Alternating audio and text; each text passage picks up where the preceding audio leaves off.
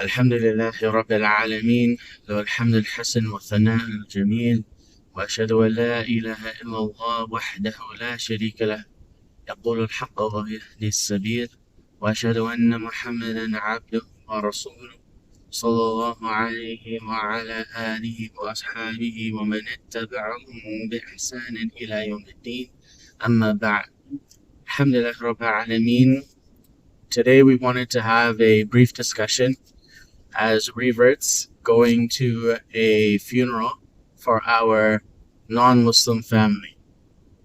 I know that as Muslims we are aware that when someone dies we have something called a janaza, which is the funeral prayer. And if you are a Muslim person that has Muslim family, then you are able to make dua for them. Obviously, the whole community says, Inna lillahi wa inna ilayhi raji'un. Verily to Allah we belong, and to Allah we will return. However, when it comes to non-Muslim family, we are in a situation that me and my wife UMM-KHALIL are experiencing for the first time. Her family member has passed away, and we are literally driving to a church right now to attend the gathering. And so we wanted to kind of discuss our reactions and how we are kind of undertaking this. So I guess Khalil, I'll ask you some questions and then you can just tell me what you're thinking. So how does it feel like, we're on the way there right now? How does it feel, your initial reaction to just like, that you're going towards a non-Muslim funeral right now, and it's for somebody that you care. The funeral itself for my grandpa dying. Yeah. The funeral itself, attending the place, and then later we'll talk about your actual member passing. The funeral itself, I feel like, I don't know, I just feel like we shouldn't be going because it is a church. I feel like pressure because some of my family have cut me off for not being Muslim, but marrying as a second wife. So that is also something that, like, I'm going to have to see them, and I know that they don't want to see me right now. Mm-hmm. They're all just not going to be in a good mood because of my grandma passing.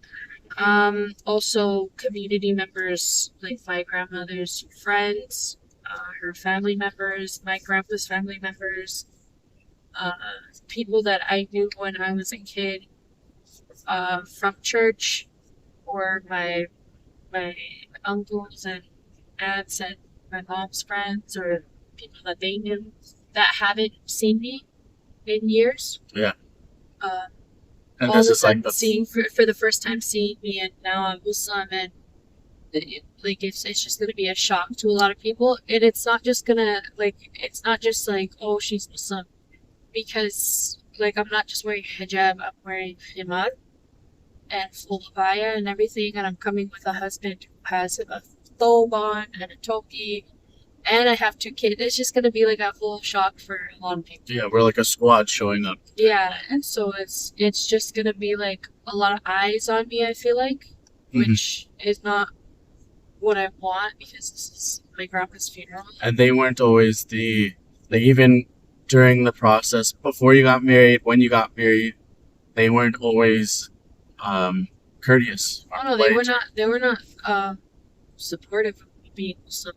Yeah. When I first started wearing jilbab, I wore it upstairs because my male cousin had come over, and so I was wearing jilbab, especially because I wanted to wear it for the first time, because it was my first time having one. A friend gave it to me. Yeah. And no one had said anything. I was talking to my sister about forgiveness in Islam. Yeah. This was when she was Muslim. Yeah. Or I don't know what point in her Islam she Yeah, but the was. point is that My uncle was like, we're not in Afghanistan. And I was like, what? I was like, what are you talking about? And he was like, you're wearing that, you're making grandpa cry. This is when my grandpa was alive. And my grandpa was just sitting there. He literally was not saying anything. He was just sitting there. He was not crying. Yeah. He didn't start crying until my uncle said that. Yeah. And I was like, what the hell? And then my sister started crying, and I'm the one that was attacked verbally, but Islamophobic comments made towards you. yeah. Yeah. I'm just sitting there being like, anyways. But I think that's good that you're like highlighting a very like, I don't know if it's common, but I have heard that these kinds of events are common where reverts, when they visit their family, they're often faced with passive aggressive or direct aggressive Islamophobic comments. Or it's just like for me, it feels like a kettle is like boiling until eventually Now they have a chance. just blow their top once Yeah. they have enough of me being too Muslim for them. Yeah. You know, And they're that's able what- to yeah. look away and ignore that I'm Muslim until I do something that's too Muslim for them, and then they just kind of like, some of them, not all, they just kind of say. And that's what the Quran says. The Quran says that they will never be happy until you turn from your religion, right?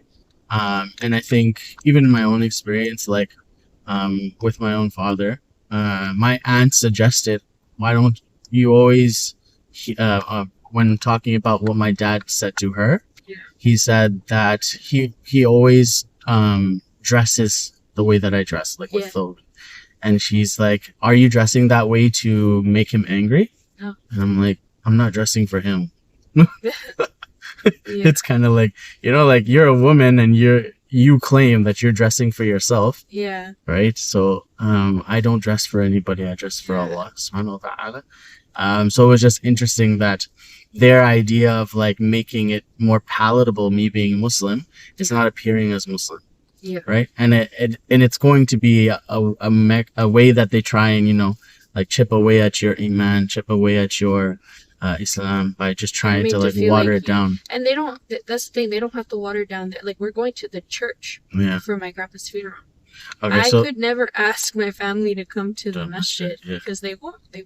They won't respect that. Even if we said like, hey, like, you know how you go to the Vatican, if you were to go to the Vatican, where you were to go to some of these chapels in Italy, and you have to dress accordingly. Like when my sister went, she had to cover her head. Yeah. And nobody batted an eye at like, oh, I have to go to a place that's supposedly holy. I have to dress modestly. I can't wear certain things. But only when it comes to Muslim spaces where it's like, oh, you actually have an etiquette that needs to be observed here, or you guys are being oppressed. It's like, okay, why is it that like if I'm going to the Vatican or I'm going to somewhere that is supposedly holy, that place I'm not being oppressed when I abide by their customs, but when you come to a Muslim space and there's etiquettes, now you're being oppressed, and now you want freedom of, you know, of whatever case may be. So I find that interesting that there is that double standard, and as Muslims and reverts especially, we see double standards all the time. But more specifically, now that you had, I think it's been 4 weeks since he passed away. He passed away a week after Halima was born. Yeah, so September. And it's been 7 weeks. So over a month and a half ish. Yeah. So now that you've had this much time, because well, maybe I'll give you a chance to talk about how was it, your initial reactions to knowing that he had left, Allah, you know, like ended his time, versus now. What's your It was a mix of emotions at first, because at first it was shock, because even though everyone knew it was coming. Everyone knew he was going to pass away because he was just so sick. Yeah. And the diabetes was just causing a lot of health issues for him, and there was just a lot of scares that we just knew it was a matter of time. But because he had survived all the other scares, we just kind of thought we had more time. Yeah. So it was more so like shock. I don't think anyone is really prepared. You know, his death isn't. It's not planned. Like for us, it's not planned. You know, Allah plans, and He knows when it's gonna happen, and it's certain. We don't know when it's gonna happen, so no matter what, you're just gonna like, oh, you know, like I'm sure with Sheikh Abdullah, when he died, everyone knew it was coming because he had cancer and he was just getting more sick. But when it happened, you're just kind of like, he had been through so much. He had been fighting for so long that you didn't think it would be that day, you know? Yeah.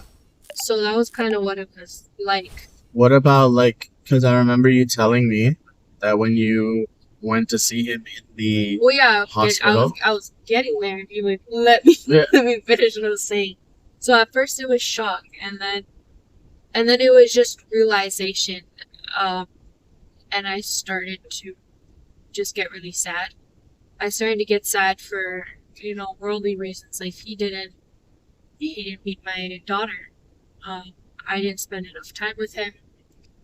Just thinking back, just sad that he was gone. And then once I took the Uber all the way to Vancouver because you were at work, and I got there, during that time, I was just thinking in the car about how my grandpa, who I loved, is going to go to the hellfire, because it's not just that he was Christian and he never heard of Islam. We've talked to him about this. We had a full discussion. We sat down with my grandma and him. We talked to him, and we showed them the what do you call it? Inconsistencies. The inconsistencies in the Bible. And prophecies of another prophet. exactly. And you could see that he was realizing that there was something there, but yet he doubled down and was like, you know what? I'm going to believe what I want to believe in. Like when we showed them John 1:19 and how it was like, Are you the prophet? Yeah, And they're like, oh, it's Jesus. And it's like, Jesus is there. He's written there.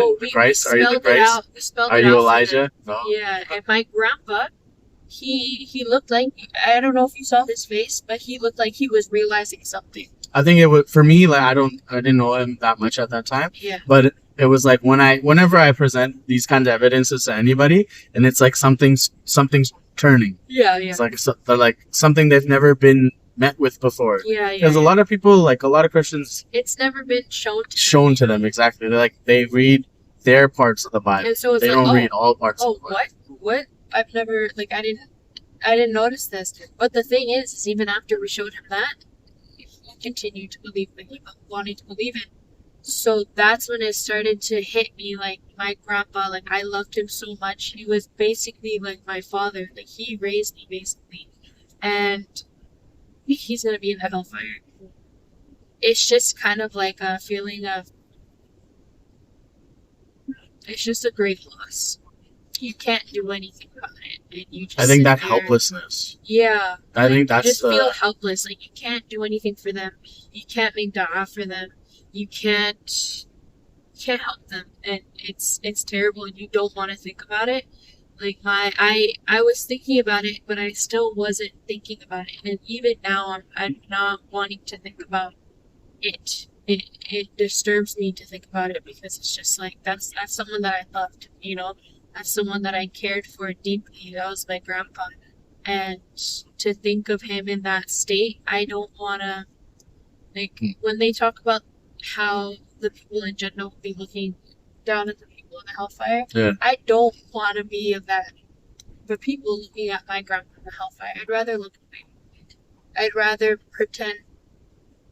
I'd rather just, I don't know. I don't want to see him there. Yeah. And it's like a human response, because obviously we know that we're not going to have any negative feelings. Exactly. But it's just like right now, us being in this dunya, this plane of existence, I don't want to think about it. You don't want to think about it. And that's like understandable. So like, and when I saw him in the hospital, that was just when I broke down. When on the walk there, it was when my mom told me that he found out I had a girl, and it's like, well, I knew she was going to have a girl, and how cute she was in the pictures. That's when I just broke down. And then I saw him, and it was just, I don't even know. Like, it was realization of everything. Real. It was real in that moment, and it was. I just broke down crying. I don't know if everyone else cried, but I feel like in that room I was crying the hardest, because I knew everyone else is able to pacify themselves with the lie that he was going to heaven because he accepted Jesus Christ as his Lord and Savior. Everyone else in that room was able to pacify themselves with that lie. I knew the truth, and that made it so much more painful for me. I think that's like the part that, like, because even like when we went and saw them, right? Yeah. and I have to choose my words correctly when I'm consoling them. Yeah. Because I can't say, I said, in front of them, I said, At least he's not in at pain. least he's not in pain anymore. And even you And I can't had to say like that. tell myself, I had to say in myself, in this dunya, Yeah. right? Because the reality is that there's a punishment awaiting for him in the grave, and then there's a punishment awaiting in Jahannam for the people that died on the ship. And So it's just I just didn't say anything to them. yeah, I stayed quiet. Because I don't want to contribute to them pacifying themselves and telling them a lie. So I just said nothing, and I let them say whatever they were gonna say, and I knew it wasn't the time. What do you think we should say today? Nothing. I don't even want. I mean, I don't know if this is the right answer. I can't give you a right answer. This is not a I was thinking about it for a while, and I was just like, like, what can I say?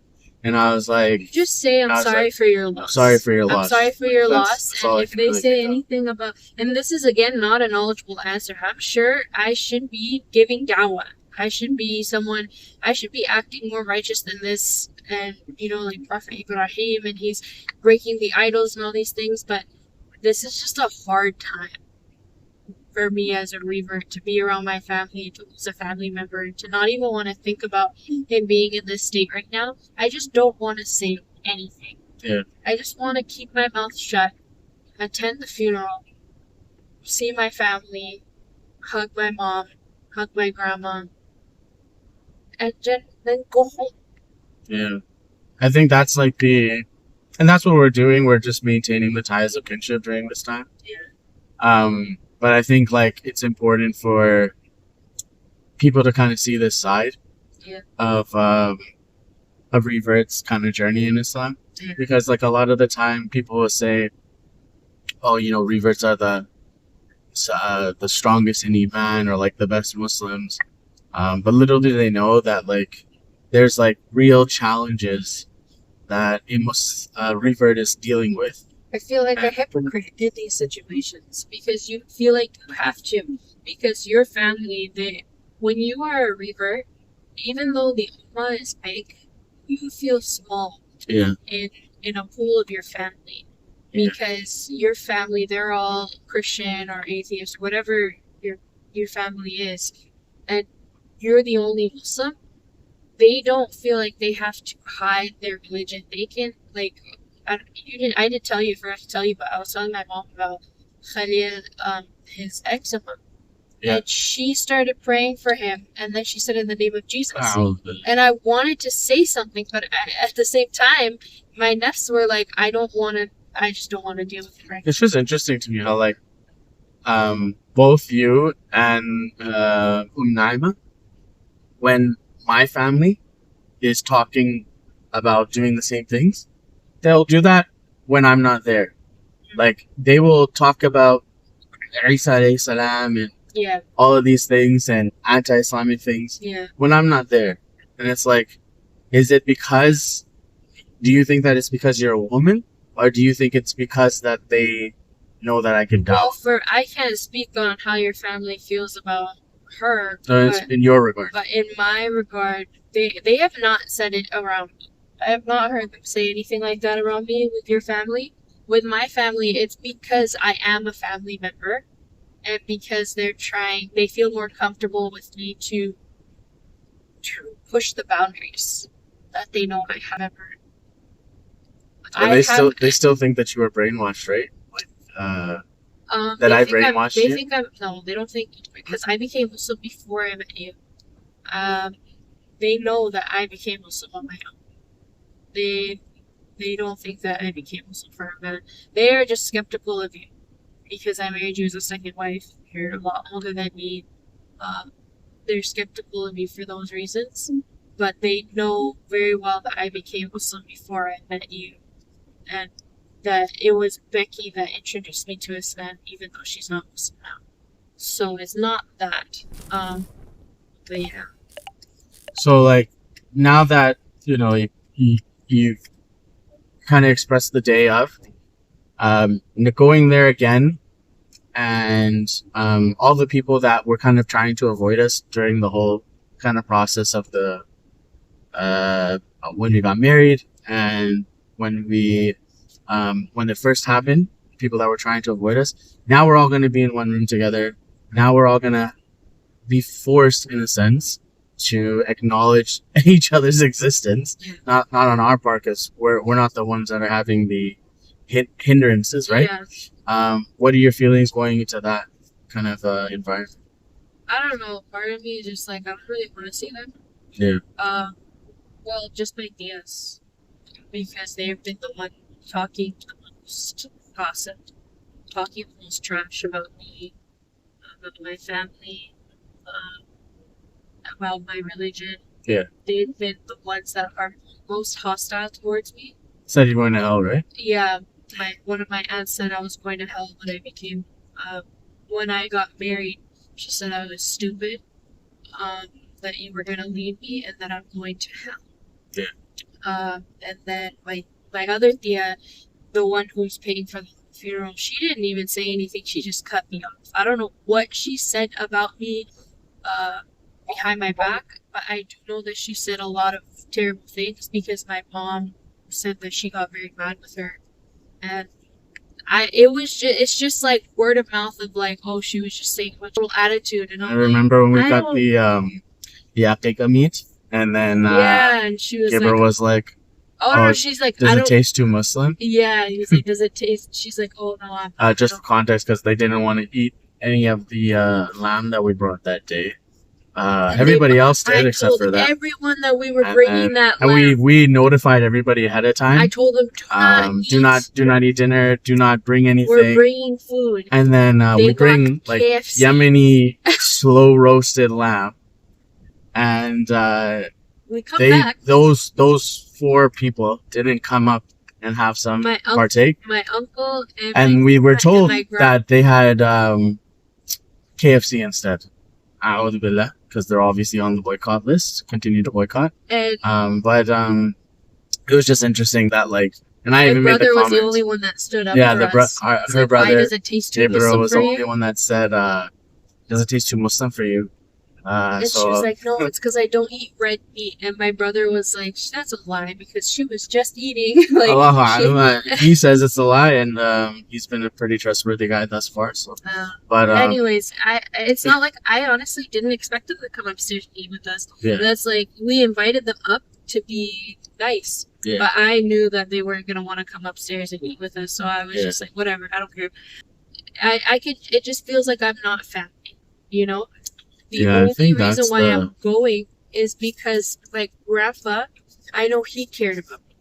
He didn't agree with the fact that I was Muslim, but he cared about me, and he would ask about me, and he didn't like that everyone else was cutting me off. He didn't like that no one was talking to me. That was one thing that I resonated with, because when you look at the story of Nuh alayhi salam, and how Allah subhanahu wa ta'ala, when he's having the conversation with Allah subhanahu wa ta'ala about how he didn't save his son, right?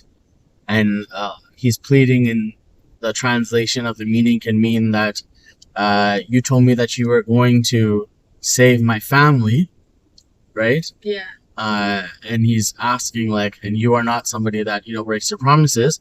And Allah subhanahu wa ta'ala responds that he is not your family. Yeah. He had deeds that were not righteous. Yeah.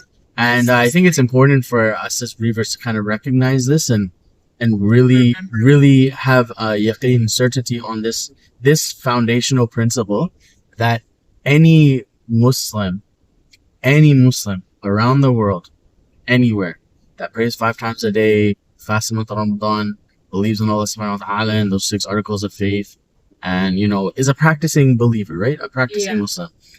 A practicing Muslim is your closer relative and family than your actual blood relative, closer than your mother. That is a non-Muslim. And that's the thing. Like, with the caveat that they are non-Muslim, you have to have that belief. And I think that's... Even the ones who you're having, like, there's definitely some that I don't feel very positive about, some Muslims. It's not a lot, but... even the ones that you're having issues with, even the ones that you don't get along with, Oh, it's quite a lot. When I think about, like, and this is just in Surrey, Vancouver, Vernon, wherever, like the Ummah in the West, I think, is it's an embarrassment to say the least. I'm not going to speak more on it, but it's just regardless of how we feel or the problems that we have with some Muslims, just calling for towards the heart. For just personal reasons sometimes, they're more family, exactly. They're more even family with that to you than your family members. Yeah. You know, and that's the thing. And it's tough to accept at first, especially if you were someone that was close to your family. For me, I don't. There was always issues. This just made it worse, right? So but I never felt like I wasn't a part of that family. Now I feel like I am not a part of that family. Yeah. I feel like we are just blood relatives. They have rights that they are not even aware of that they have. But as a Muslim, that we're implementing. As a Muslim, I know that they have rights that I have to, I have to implement, and I have to fulfill those rights. And that's it. You just feel separate from them. Yeah, and I think that's the way that a person with Iman needs to be. I think it's important. It is fine for us to continuously make da'wah. I still love my family. Oh, for sure. I love my mom. I love my grandpa. I love my grandma. And, I only want good for them. Yeah. And even my tias, with me being upset with them, when I think about why they are the way they are, and I think about the bitterness that they have, it only makes me feel sad. It doesn't make me feel like the anger stems from the sadness. Anger is the initial reaction, and then when I think about it more, it makes me feel sad for them. So I do have love for them. They're just not. We're not one anymore. Yeah, we're not brothers and sisters. Yeah. The Ummah is. That's like how it needs to be. Because a lot of times, those liberal Muslims will come at us, and they're probably going to come at us in the comments, and they're going to say, "Oh, you guys are making, a distinction that's not necessary, or you're making a space that's not necessary between you and your family. You don't get to dictate what our experiences as reverts are. This is what it is. This is just the feeling that you get. Even if I didn't want this to happen, I didn't want this to be the reality where I am the only Muslim and I'm separate from my family and I don't feel like I'm part of my family anymore and they refuse the message. Yeah. That's not what I wanted. I think that's the hardest part is no one, when you become a revert, nobody is interested in why you became Muslim. And it should be, I'm thinking if my children ever, a'udhu billah, let's say, a'udhu billah, may Allah subhanahu wa ta'ala make our children righteous and have Islam on the deen of Islam. But if they ever were to try and choose a religion other than Islam, I'd want to know why. I'd want to have that conversation.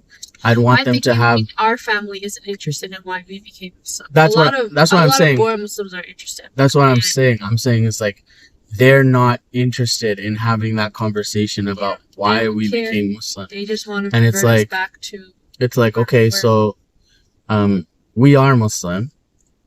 We know about Islam. Why don't you ask us about Islam instead of coming with your Christian-sourced anti-Islam information that you think Islam is but actually isn't? Why don't you ask a Muslim? And I always have this they don't trust that we're a reliable source. They think that we're brainwashed and that we're we're misguided. So why would they come to us? And it's so funny because if I were to say that, oh, hey, you're actually not knowledgeable in Christianity, so you're not a knowledgeable source in Christianity, which is true. Yeah. Because a lot for example, when we had the conversation, the conversation with your dad, he knew nothing. We had the conversation with your grandparents. We were showing them. That's the thing that surprised me as well, because they had Bible study all the time. Yeah. They would always have Bible study. I would go downstairs and I would ask what they're doing. They'd be having meetings with the church, Bible study, all that stuff. And when we brought the Bible to them and we brought these evidences to them from their own Bible, and they did not know what we were talking about. Yeah. They were confused. Seeing it for the first time. What have you been studying? Yeah. What have you been talking about? And it's always interesting to me because you can tell who has actually studied the Bible versus who hasn't by the knee-jerk response you get from them. Yeah. So like It's like shock. for example, like, and you've seen this before, where like we'll show contradictions in the Bible, right? About age differences between people and this and that, right? Yeah.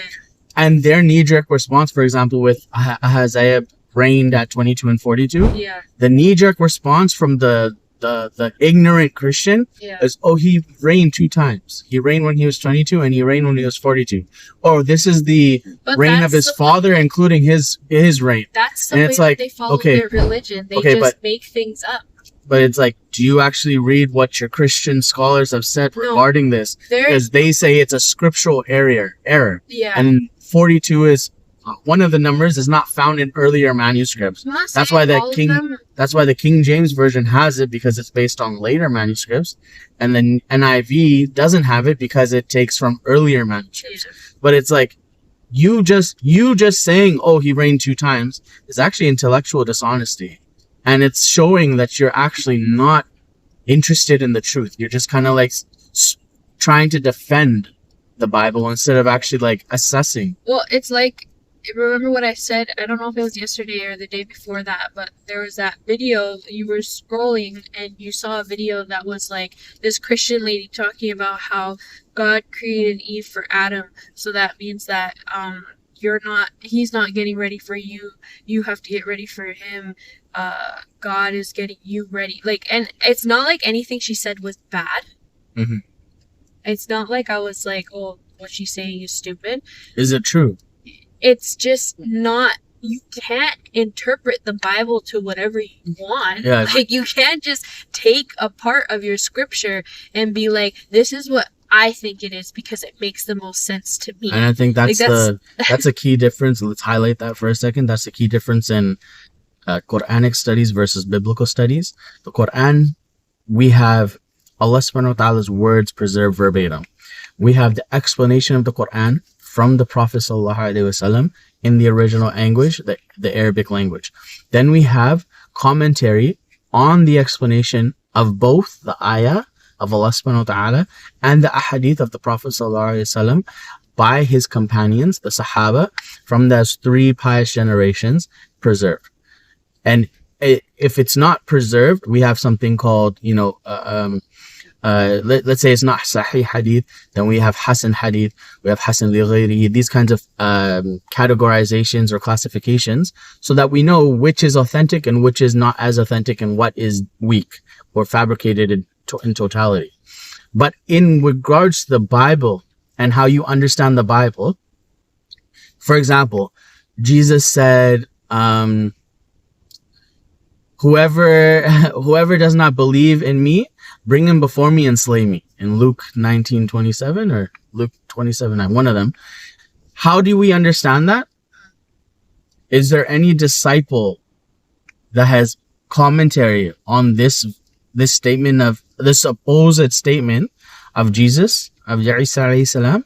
No, we don't have. First of all, we don't even know if Isa alayhi salam said that, because we don't have anything authentically attributed to him, meaning a chain of narrations that goes back to Isa alayhi salam, meaning Isa alayhi salam said this to Peter, Peter said it to so-and-so, so-and-so said it to so-and-so, so-and-so said to so-and-so, and we know these people in that chain. We don't have anything like that.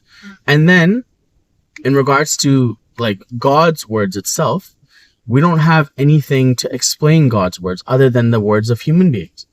And that's where it's like, when you compare biblical study versus Quranic study, you don't have anything authentic to explain. Yeah. So like, and that's why like the evangelicals or the Protestants have been scrutinized by other, sects of Christianity. Yeah. Because they're doing it. They're coming up with their own explanation as they go. Islam, as it truly is strong in its knowledge and its preservation, and them in their practice, it's not. Right? So, and the sad part is regardless of that, they are strong in their ignorance and their willingness to follow this guidance. Even if you were to bring the proof to them. So that's why it's just hard, with my grandpa, knowing that I could tell that he saw, like you said, the wheels were turning. but he was stubborn. Still rejected. And he just continued on with misguidance, and Yeah. I can't do anything about that. And when I saw his body, and I like, they could still hear you, and so everyone was talking to him. Everyone was like saying, "Oh, you're in heaven now. You're in heaven now." And I didn't say anything. I just kept crying. And then I finally, once everyone was away from me, I went to his ear and I just said, "I'm so sorry. I can't do anything for you." And that was hard. I think that's the part that's like every revert that doesn't have the blessing of eventually having their family members take Shahada. Yeah. That this is our greatest fear. This is our greatest fear.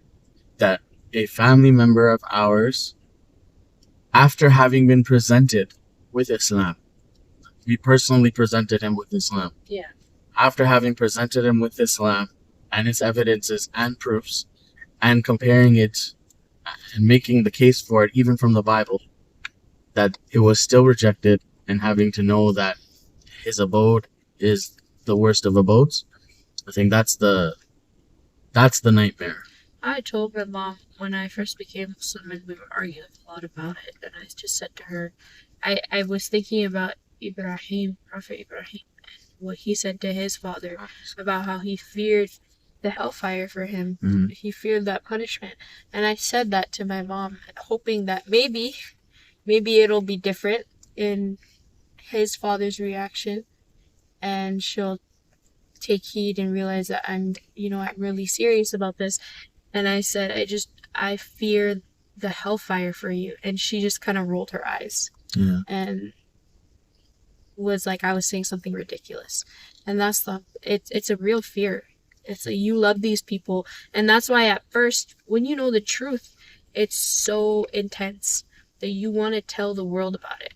You want to tell everyone that you know about it. You want to tell your loved ones because you are afraid for them. And it's heartbreaking when they reject you, and they reject the message. I think that's a good place to kind of transition into the ending for this video.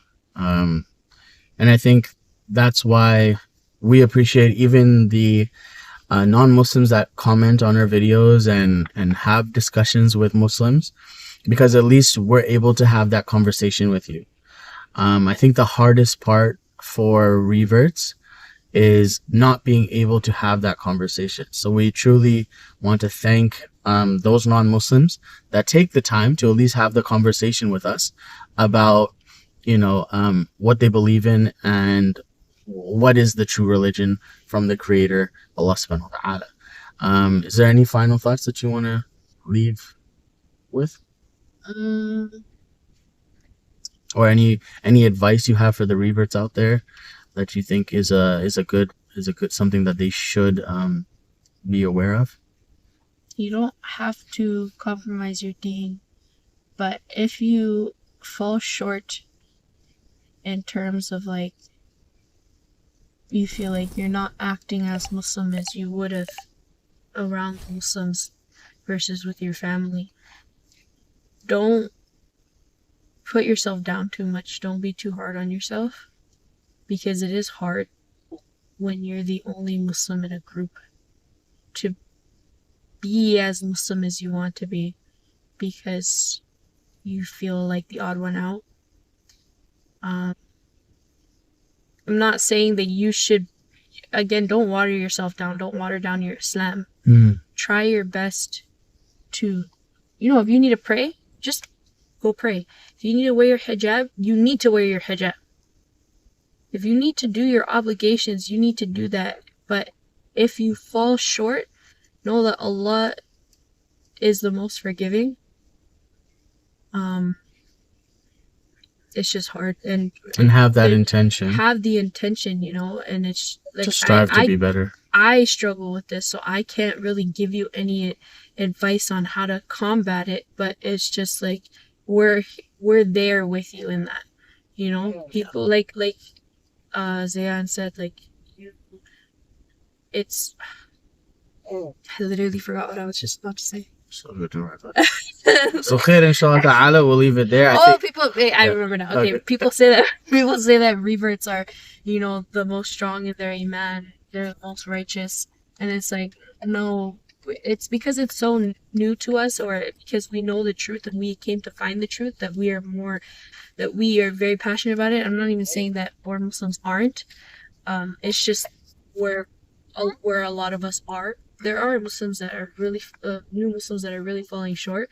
But even with us, even with everyone thinking that they're the most righteous, we are facing struggles, especially with our family, to feel comfortable to pray around them, to feel comfortable to wear hijab, to feel comfortable to wear thobe, to just be Muslim around them. That's a struggle in itself. And it's really easy for us to feel like hypocrites when we do fall short, or when we do kind of just like, okay, maybe I'll just wear some sweats, or I'll just wear regular clothes or whatever, or I'll wait to pray somewhere else where they can't see me. Yeah. Like, just know that you're not alone in that, and Allah understands as well where you are. Have the intention to be stronger as a Muslim. And inshallah, knowing that the rest of us are also struggling with that, it'll make you stronger in that fight that you're fighting, Inshallah. And inshallah, Allah allows us to be stronger in our iman, stronger in our practice, and to not fear the kuffar, especially our family members. Ameen. Ameen. Ameen. Jazakumullahu khair for all that have remained watching the video until now. May Allah subhanahu wa ta'ala make easier affairs and open up goodness for you in your dunya and your akhirah. I ask Allah subhanahu wa ta'ala for all the revert and newly practicing Muslims out there to give you istiqamah upon the deen of al-Islam, to grant you to have that pure hidayah, the hidayah of the Prophet Muhammad sallallahu alaihi wasallam, being the sunnah of the Prophet sallallahu alaihi wasallam, and that Allah subhanahu wa ta'ala guides you to the haqq, continues to give you that pure guidance, the best guidance of all. I ask Allah subhanahu wa ta'ala that He continue to